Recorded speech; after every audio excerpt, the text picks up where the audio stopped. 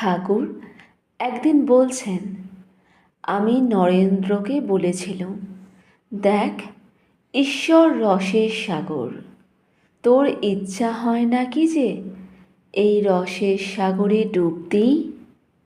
আচ্ছা, মনে কর এক খুলি রস আছে, তুই মাছি হয়েছিস, তা কোনখানে বসে রস খাবি? নরেন্দ্র বললে, আমি খুলির কিনারায় বসে মুখ বাড়িয়ে খাবো। ঠাকুর বলছেন, আমি জিজ্ঞাসা করলুম, কেন? কিনারায় বসবি কেন? সে বললে, বেশি দূরে গেলে ডুবে যাব আর প্রাণ হারাবো। ঠাকুর বলছেন, তখন আমি বললুম, বাবা, সচ্চিদানন্দ সাগরে সে ভয় নাই। এ যে অমৃতের সাগর, এ সাগরে ডুব দিলে মৃত্যু হয় না, মানুষ অমর হয়। ঈশ্বরেতে পাগল হলে মানুষ বেহড হয় না। ঠাকুর বলছেন, আমি আর আমরা, এইটির নাম অজ্ঞান।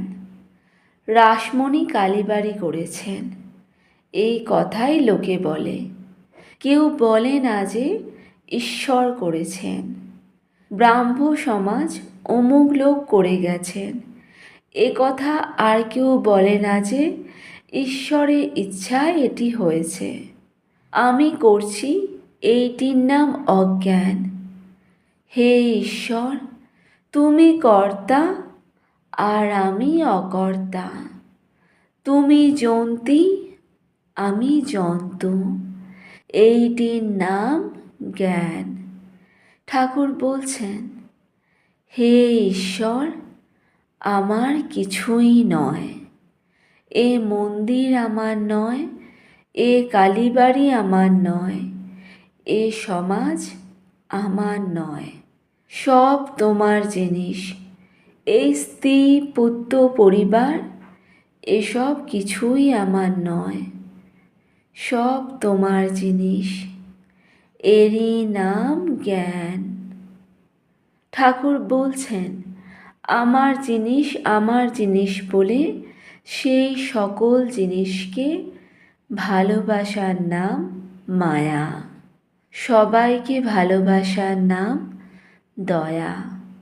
শুধু ব্রাহ্ম সমাজের লোকগুলিকে ভালোবাসি, কি শুধু পরিবারদের ভালোবাসি, এর নাম মায়া। শুধু দেশের লোকগুলিকে ভালোবাসা, এর নাম মায়া।